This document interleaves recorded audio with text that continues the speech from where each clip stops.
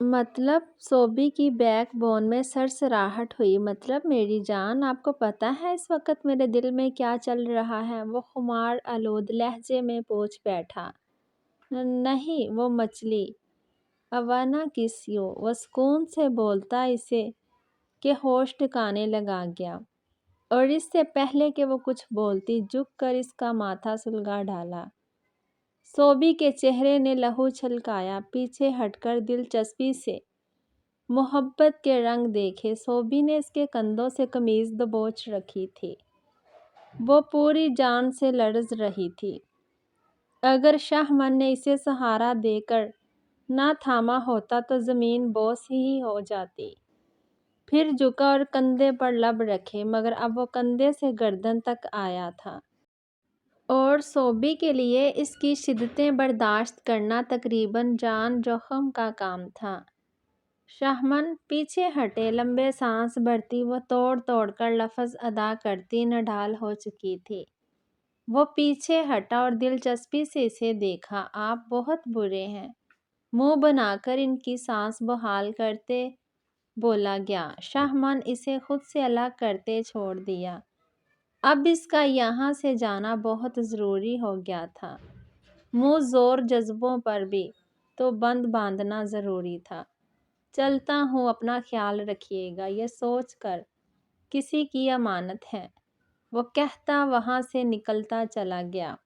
وہ اپنے اسٹڈی میں بری طرح بیزی ہوئی تھی کیونکہ لاسٹ سیمسٹر تھا۔ پھر کچھ دنوں بعد ہی لائف میں پھر ایک چینجنگ آئی جب رانا جہانگیر اور سائمہ عمرے پر گئے۔ پہلے صوبی کا مسئلہ تھا کہ وہ اکیلی کیسے رہتی، مگر اب تو وہ بھی فکر نہ تھی۔ اسے انہی دنوں میں اعظم مینشن رہنا تھا۔ جلد ہی وہ دن آن پہنچا جب وہ دونوں ہنسی خوشی چلے گئے۔ ایئرپورٹ سے وہ شازیہ بیگم، دلاور اعظم اور شاہمن کے ساتھ اعظم مینشن واپس آئی تھی۔ رابی نے اپنے روم میں اس کا سامان رکھوایا تھا۔ اسے کالج شاہمن ہی لے کر آتا اور چھوڑ کر آتا تھا۔ وہ دانستہ اس کی نگاہوں، وارفتگیوں اور پاگل پن سے چھپتی پھرتی تھی۔ اپنے آپ کو جان بوجھ کر بہت بری طرح اسٹڈی میں بیزی کر لیا تھا۔ ابھی صوبی کو آئے 5 دن گزرے تھے جب رابی بے چین سی رات کو شاہمن کے روم میں داخل ہوئی۔ وہ اپنے لیپ ٹاپ میں بیزی تھا۔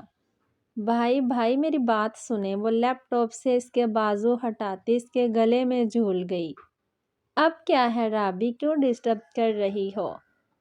سیدھا کام کی بات کرو، وہ سنجیدگی سے بولا۔ میرے اکڑو بھائی، بھابھی کے سامنے کہاں جا سوتی ہیں آپ کی یہ اکثر؟ وہ بڑا سا منہ بنا کر بولی۔ اوکے رائٹ، بتاؤ کیا ہے؟ ہمارے کالج کا ٹور جا رہا ہے مری۔ بھائی مجھے بھی جانا ہے، پلیز تمہیں پتہ ہے رابی، پاپا کبھی پرمیشن نہیں دیں گے تو ضد فضول ہے۔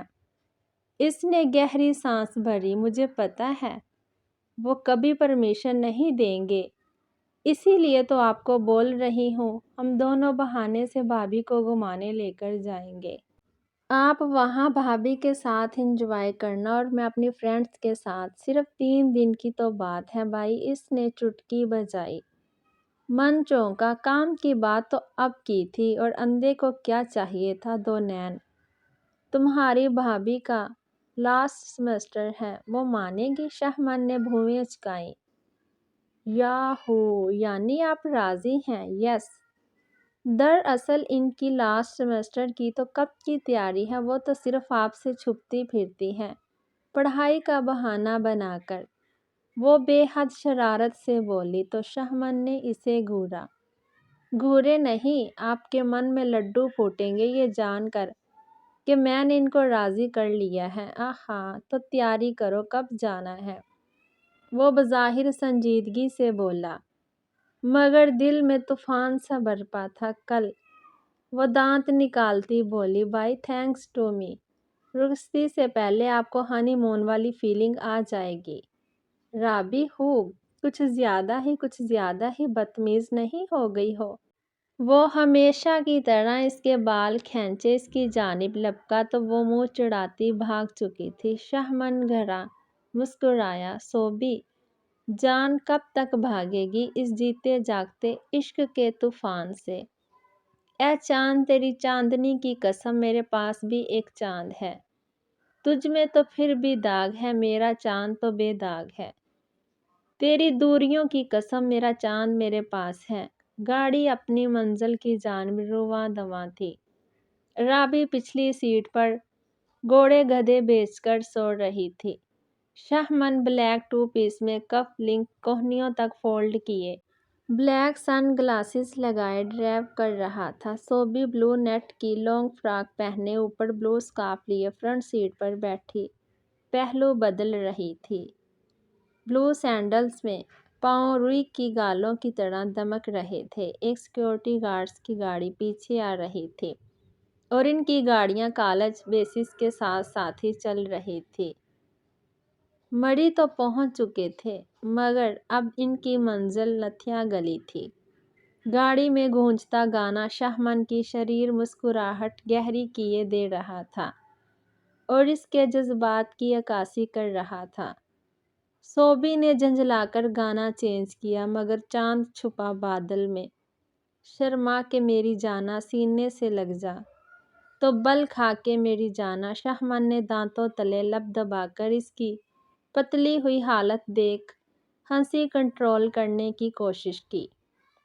سوبی نے گڑبڑا کر گانا چینج کیا مگر اس کے ستارے آج گردش میں تھے جو وہ شہمن دلاور اعظم کے ہتھے چڑھ گئی تھی۔ گاڑی کے سنائے کو چیرتا پھر گانا گونجا، بھیگے ہونٹ تیرے پیاسا دل میرا لگے ابرس مجھے تن تیرا، کبھی میرے ساتھ کوئی رات گزار تجھے صبح تک میں کروں پیار۔ او سوبی کانوں تک سرخ ہوئی اور چھپنے کی کوئی جگہ نہیں ملی۔ دل تو کیا کاش دھرتی کی جگہ گاڑی ہی پھٹ پڑتی اور وہ اسی میں ہی سما جاتی۔ اس نے تلملا کر میوزک سسٹم ہی بند کر دیا۔ چھی کیا فضول اور بیہودہ گانے سنتے ہیں آپ، وہ دانت پیستی من پر ہی چڑھ دوڑی اور وہ جو کب سے ہنسی ضبط کرنے کے چکروں میں سرخ ہوا بیٹھا تھا، ہنسی کا فوارہ پھوٹا اور وہ قہقہ لگا کر ہنس پڑا۔ واؤ سویٹی، لگا تو آپ رہی تھی، شہمن نے یاد کروایا۔ مگر کلیکشن تو آپ کی ہے، وہ بھی دو بدو بولی۔ جیسا موڈ ہو ویسا منظر ہوتا ہے، موسم تو انسان کے اندر ہوتا ہے۔ شہمن نے شعر سنا کر اپنے دل کی حالت بیان کرنے کی کوشش کی۔ مطلب وہ جانتے بوجھتے پوچھ بیٹھی، مطلب کے موڈ پر حالات و واقعات پر ڈیپینڈ کرتا ہے۔ ابھی نکاح کے بعد ہی بدلی ہے میری کلیکشن رانا صاحب، من نے اطمینان سے ضروری اطلاع دی۔ سوبی کا دل اچھل کر حلق میں آیا، جیسے جان بوجھ کر ونڈو کی جانب رخ کر کے باہر دیکھنے لگی، مگر کب تک؟ حد نظر کھائیاں دیکھ کر ہی آنکھوں کے آگے دنیا گم گئی تو ناچار پھر رخ من کی جانب کرنا پڑا۔ اس کی معنی خیز نگاہوں سے بچنے کے لیے کوئی شوشہ چھوڑنا ضروری تھا۔ سو من مجھے بھوک لگی ہے، وہ روحانسی سی بولی۔ ہاں، ڈیش بورڈ کھولے میری لائف لائن۔ اس نے مخمور لہجہ اختیار کیا مگر وہ تو ڈیش بورڈ کی جانب متوجہ ہو چکی تھی۔ ڈیش بورڈ کھولتے ہی وہ اچھلی کیونکہ چاکلیٹس، چپس، غرض کھانے کی چیزوں کا ڈھیر اس کی گود میں آ کر گرا تھا۔ وہ مزے سے چاکلیٹ کھول کر کھانے میں مشغول ہو گئی۔ پھر خیال آیا آپ کھائیں گے؟ انداز شاہانہ تھا، جیسے صلہ مار کر احسان کیا جا رہا تھا۔ آف کورس یس، اگر اپنے ہاتھ سے کھلائیں گی تو۔ تب شہمن کے کہنے پر وہ نئی چاکلیٹ کھولنے لگی۔ نو نو، اسی میں سے دے جس میں سے آپ کھا رہی تھی، فرمائش کی گئی۔ صوبیہ نے چاکلیٹ ریپر سے نکال کر دوسری طرف سے چاکلیٹ اس کے منہ کی طرف بڑھائی۔ مگر مجھے وہاں سے بائٹ چاہیے جہاں سے آپ نے بائٹ لی رانا صاحب۔ صوبیہ نے اس سر پھرے بندے کو گھورا۔ ایسے مت دیکھیں میری جان، پیار ہو جائے گا، وہ پھر سکون سے بولا۔ مگر اب صوبی کو اسے ادھر سے ہی بائٹ دینی پڑی جہاں سے وہ خود کھا رہی تھی۔ چاکلیٹ کھاتے شہمن نے اس کی انگلیوں کو ہلکا سا لبوں میں دبایا تو وہ جی جان سے لرز گئی۔ اوہ سو کیوٹ اینڈ رومانٹک بھائی، مگر مجھے لگ رہا ہے میں یہاں کچھ مس فٹ سی ہوں۔ رابی جو جانے کب سے اٹھی تھی اطمینان سے بولی تو صوبی کا دل کیا کہیں چھپ ہی جائے یا ڈوب مرے، جبکہ من کو تپ چڑھی۔ خالی مس فٹ میری بہن، کباب میں ہڈی اور حلوے میں نمک بولو، وہ جل کر بولا۔ یوں ہی ہنستے اور نوک جھونک میں سفر اختتام پذیر ہوا اور وہ منزل پر پہنچ گئے۔ وہ تھکن سے چور گہری نیند میں تھی۔ میدانی علاقوں میں تو موسم ابھی مرطوب ہی تھا، مگر یہاں آ کر اچھی خاصی ٹھنڈ میں ان کی کلفی جم گئی تھی۔ ہوٹل پہنچ کر بھی ایک بڑی مشکل کا سامنا کرنا پڑا۔ سیزن ہونے کی وجہ سے، اسکولز اور کالج کے ٹورز کی وجہ سے ہوٹلز میں رومز کی شارٹیج تھی، تو رابی تو اپنی فرینڈز کے روم میں ایڈجسٹ ہو گئی۔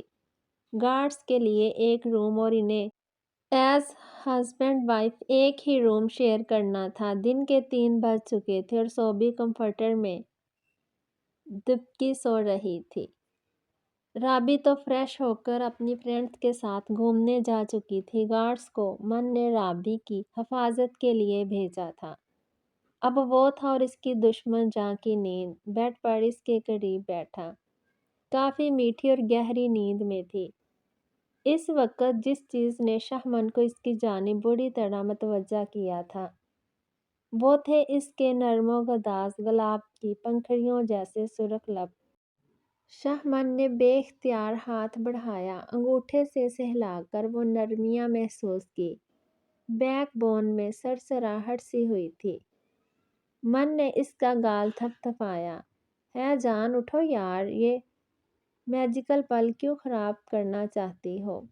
نیند میں گال پڑ جانا پہچانا سلگتا سا لمس محسوس ہوا تو اس نے نیند سے بوجھل مندی مندی آنکھیں کھولی۔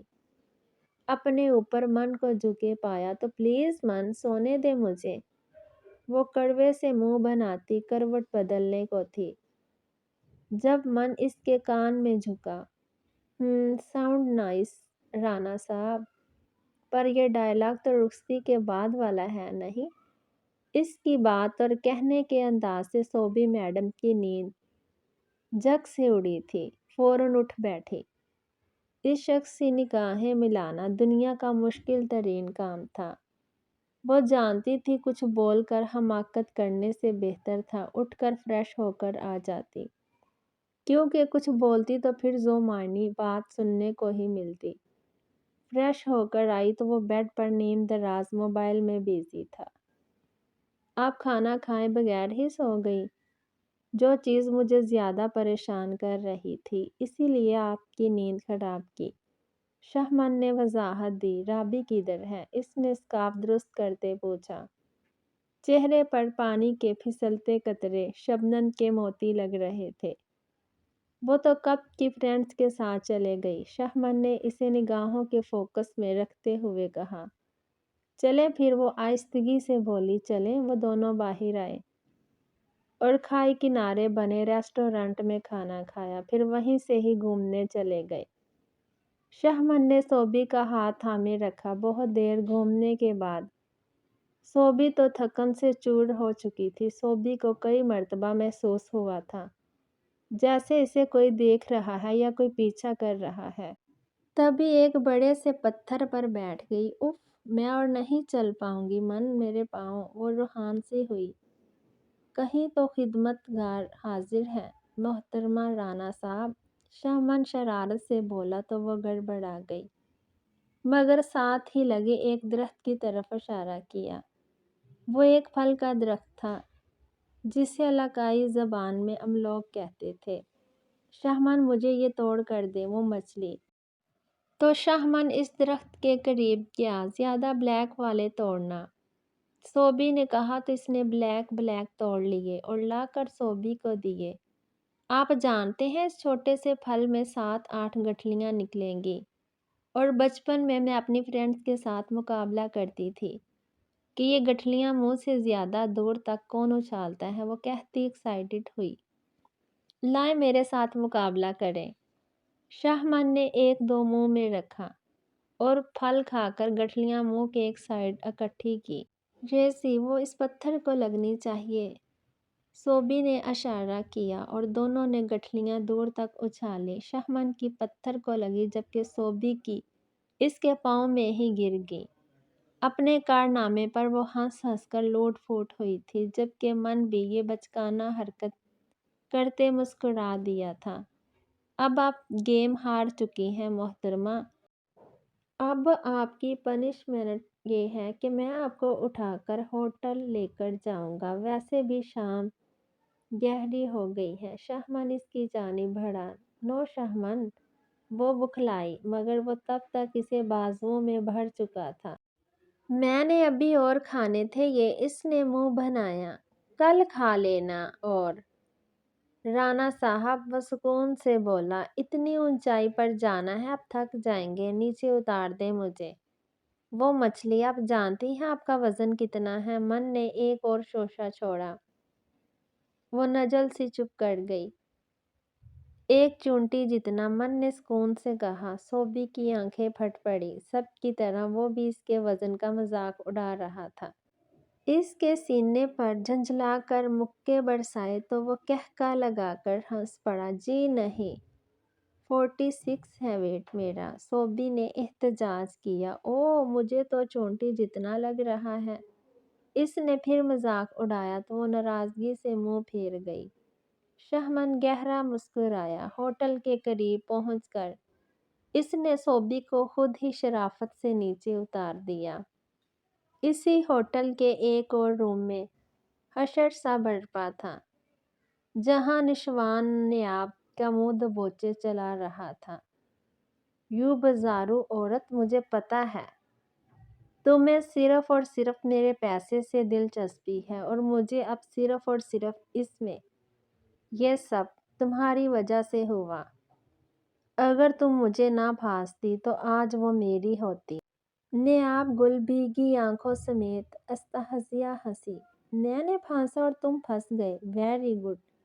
یوں کہو میرا کریکٹر ہی loose shut up you be.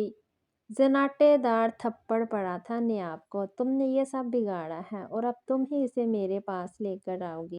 Dear ہیں وہ بکھرے بال اور اجڑے حلیے میں ہتک آمیز لہجے میں چلائی۔ تم ایسا ہی کرو گی گل بی بی؟ نہ کیا تو اسی گند کے ڈھیر پر پھینک آؤں گا جہاں سے اٹھا کر لایا تھا۔ اور وہ تو تم چاہو گی نہیں کہ ہاتھ آیا دولت مند کاٹ کا الو تمہارے ہاتھوں سے نکل جائے، ہے نا؟ اب غور سے سنو، جو بولتا جاؤں چپ چاپ کرتی جاؤ، نہیں تو 3 دفعہ طلاق کہنے میں صرف 3 سیکنڈز لگیں گے مجھے۔ تمہیں جتنے پیسے دیتا ہوں آگے بھی ملتے رہیں گے، مگر اب مجھے صرف وہ چاہیے نشوان کے ہر لفظ کے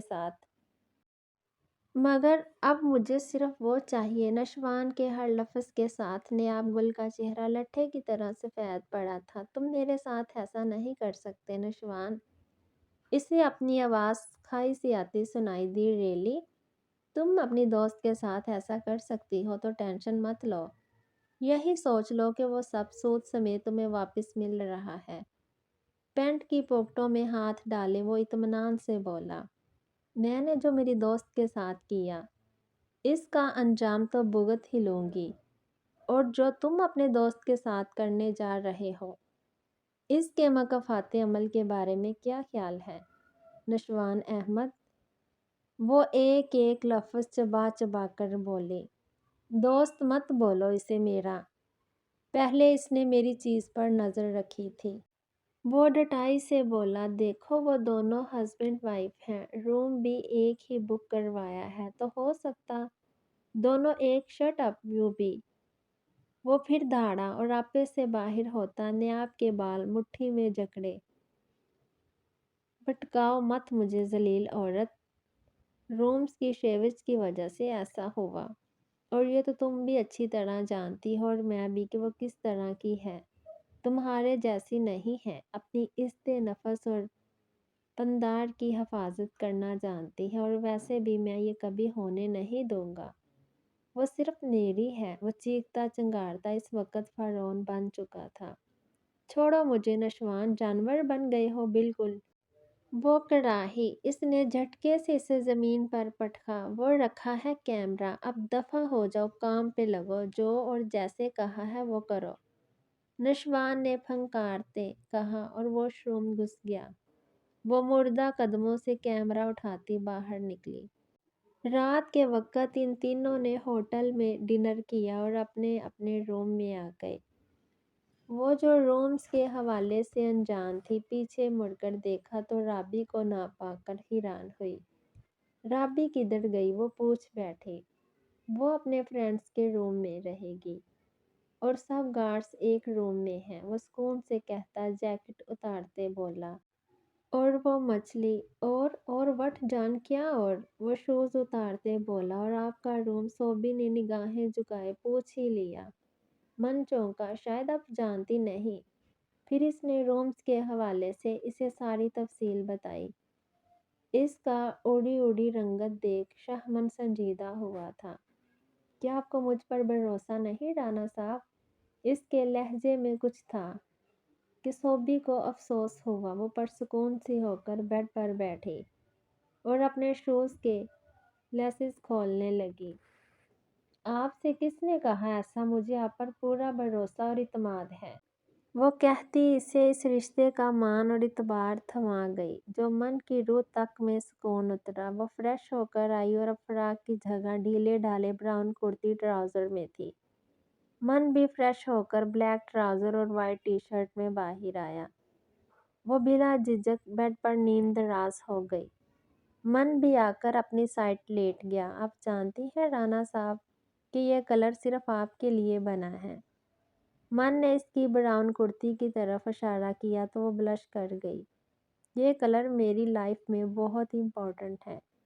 آپ کی وجہ سے ایکچولی میں سوچ چکا ہوں کہ شادی رخصتی والے دن کا آپ کا برائڈل ڈریس اسی کلر کا ہوگا۔ وہ فیوچر بتانے لگا۔ صوبی کی شرم کے باڑ سے پلکوں کی جھالریں گالوں پر سایہ فگن ہوئی۔ میں اس دن جی بھر کر آپ کو دیکھنا چاہوں گا۔ اس وقت کا شدت سے انتظار ہے جب آپ پوری کی پوری میرے رنگ میں رنگی میرے لیے تیار ہو کر آئیں گی، اور میری زندگی کی سب سے بڑی خواہش ہے کہ میں آپ کو اس وقت دیکھوں اور وہ نظارہ مرتے دم تک اپنی آنکھوں میں بسا لوں۔ پلیز صوبی میرا انتظار کیجیے گا، کریں گی نا؟ وہ پوچھ بیٹھا تو وہ دھیمے سے ہاں میں سر ہلا گئی۔ وہ دن ایسا ہوگا کہ جب آپ کو میرا انتظار کرنا پڑے گا۔ میں چاہتا ہوں صوبی کہ صرف اس رات آپ میرا انتظار کریں۔ اس کے بدلے اگر پوری زندگی مجھے انتظار کرنا پڑے تو مجھے یہ سودا دل و جان سے منظور ہوگا۔ کریں گی نا میرا انتظار؟ اب کی بار پھر اس نے مان بھرے انداز میں پوچھا تو وہ پھر اس بات میں سر ہلا گئی۔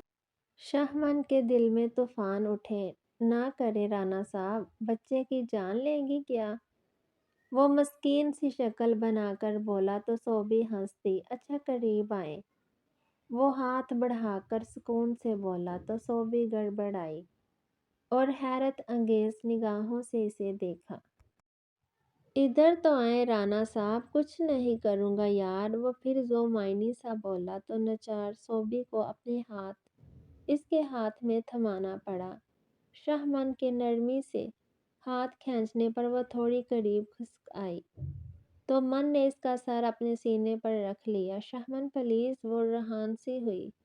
سو جائیں صوبی، فرشتہ نہیں ہوں میں؟ سرسراتا لہجہ صوبی کے رونگٹے کھڑے ہوئے۔ من کی تپتی نگاہوں اور سانسوں کی حدت سے اس کا ماتھا اور چھوٹی سی ناک جلی تو صوبی نے گھبرا کر اس کے شولڈر پر سر رکھ کر کروٹ بدل لی، مگر چند ہی لمحوں میں اس کی روح فنا ہوئی تھی جب من کا سلگتا ہاتھ پیٹ کے گرد لپٹتا محسوس ہوا۔ وہ مچل کر اٹھنے لگی جب من نے ہاتھ کے دباؤ سے اسے اٹھنے نہیں دیا۔ صوبی نے ہاتھوں کی مٹھیوں میں تکیہ دبوچا، ذرا سا اٹھ کر کان کے قریب بولا، کہہ رہا ہوں نا جان، فوراً سے پہلے سو جاؤ۔ کان کی لو کو چومتا وہ پیچھے ہٹا۔ صوبی نے تکیے میں منہ دیا اور سونے کی کوشش کرنے لگی۔ اتنی تھکن تھی کہ جلد ہی نیند بھی مہربان ہو ہی گئی اور وہ سو گئی۔ شہمن نے نرمی سے اس کا رخ اپنی جانب کیا اور غور سے اسے دیکھے گیا، مگر جلد ہی اسے سینے میں بھونجتے آنکھیں موندنی پڑی کہ بدتمیز اور منہ زور دل گستاخی کرنے پر آمادہ کر رہا تھا۔ جلد ہی وہ بھی نیند کی وادیوں میں اتر گیا۔ زندگی یوں ہوئی بسر تنہا قافلے ساتھ، اور سفر تنہا رات کی گہری تنہائی میں۔ دانیال اپنے اپارٹمنٹ کے ٹیرس پر بیٹھا سگریٹ کے گہرے کش لگا رہا تھا اور حسب معمول اور حسب عادت اس آواز کا انتظار کر رہا تھا جسے سنتے ہی اس کے بے چین رگوں پہ میں سکون اور سرور سا دوڑا کرتا تھا۔ وہ ایک نسوانی آواز تھی۔ اس کے فلیٹ سے نیچے والے فلیٹ سے روز پہلے دل خراش چیخوں کی آوازیں آتی تھیں، جنہیں سن کر وہ سکون حاصل کرتا تھا، مگر پھر ایک دن اچانک سب بدل گیا جب نیچے والے ٹیرس سے رات کے سناٹوں میں ایک کمزور سی نسوانی آواز گونجی تھی۔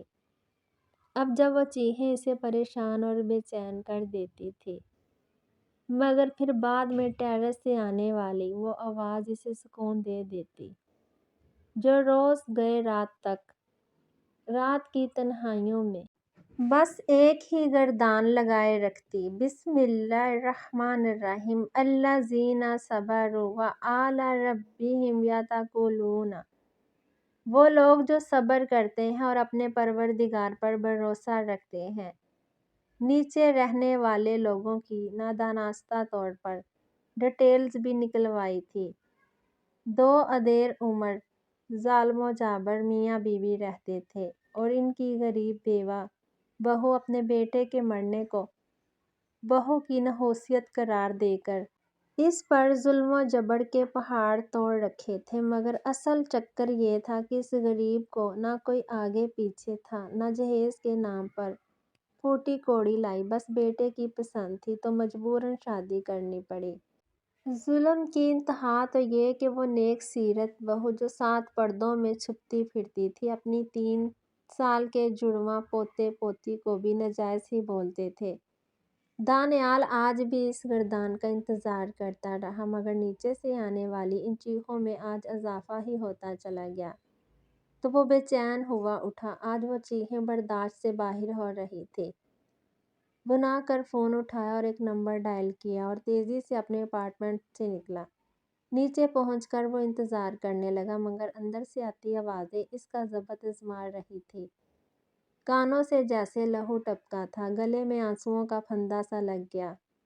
رافعہ منحوس میرے بیٹے کو کھا گئی، اب ہمیں کھا جا۔ وہ عورت اسے کسی چیز سے مار رہی تھی اور مغالطات بک رہی تھی۔ ناگن یہ سپولے کہاں سے اٹھا کر لائی ہو؟ ایک اور اپنے جیسی نحوست کہاں سے لائی؟ ہماری چھاتیوں پر مونگ ڈلنے کے لیے کہاں سے کھلائیں انہیں؟ اور تجھے فلیٹ بھی کرائے کا نکلا۔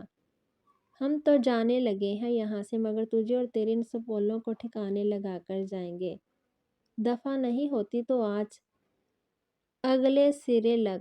بد چلن ماں جی کچھ بھی بول دے مجھے بد چلن مت بولے، یہ آپ کے بیٹے کی نشانیاں ہیں ماں جی، مجھ پر اور ان پر رحم کریں۔ وہ پھوٹ پھوٹ کر روتی بول پڑی، مگر اس کی یہ بد زبانی ان کو کچھ خاص پسند نہیں آئی تھی۔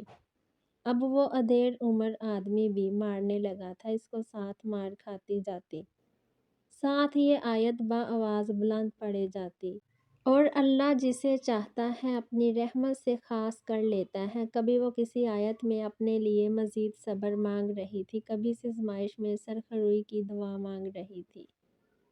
کمینی جادو ٹونا کرتی ہے وہ جاہل عورت، چلائی آج تو مرے گی۔ اچی لائیے ان ناگن سپولوں سے ہمیشہ کی ماں نجات کا سماں۔ وہ شاید ان پر پٹرول ڈال رہے تھے کیونکہ سمیل باہر تک آئی تھی۔ نہیں ماں جی، میرے معصوم بچے ہیں، انہیں چھوڑ دیں، کسی یتیم خانے چھوڑ آنا، مجھے مار دیں۔ मगर मेरे बच्चों को छोड़ दे, वो फिर बल्कि। दानियाल के हस्बे मंशा बाहर पुलिस आई थी। इसने इशारा किया तो इंस्पेक्टर अंदर घुसता चला गया।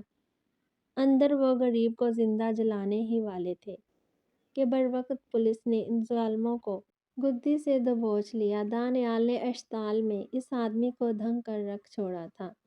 बुज़दिल बगैरत कमज़ोर औरत पर हाथ उठाते हो, अब मर्द के बच्चे बनो और मुझसे मुकाबला करो। दानियाल गुस्से की शिद्दत से पागल हो चुका था। इसे जान से मार ही डालता कि पुलिस इन दरिंदे नुमा औरत मर्द को घसीटती वहां से ले जा चुकी थी।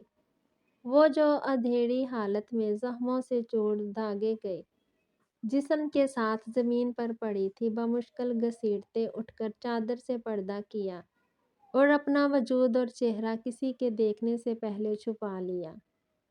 बच्चे सहमे हुए इसके पहलू में छुपे हुए थे।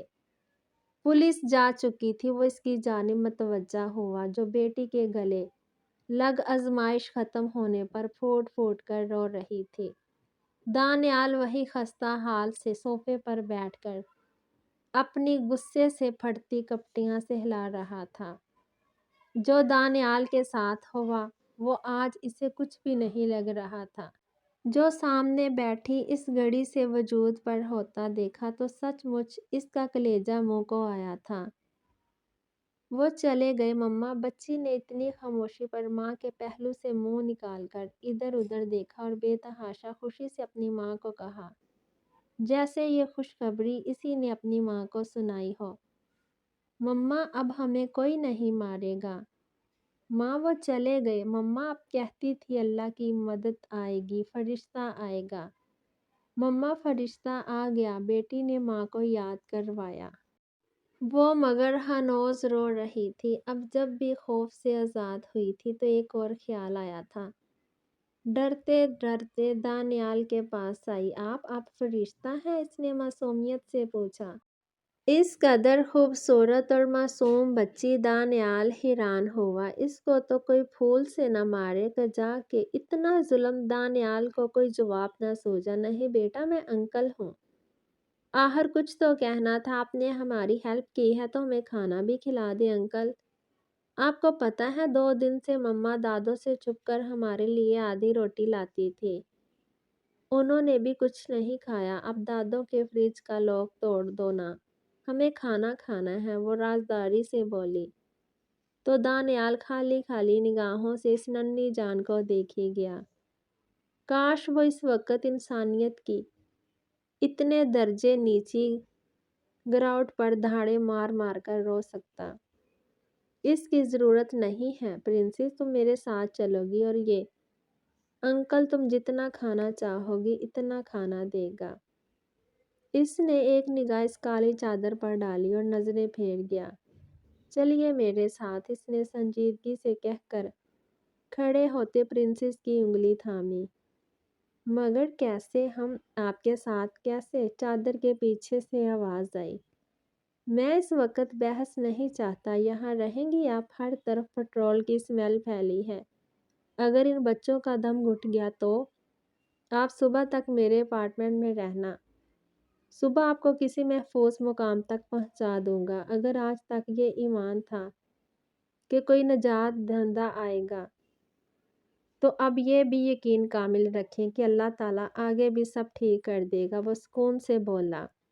मगर मैं पर्दा कैसे मोहतरमा? नहीं टूटेगा आपका पर्दा।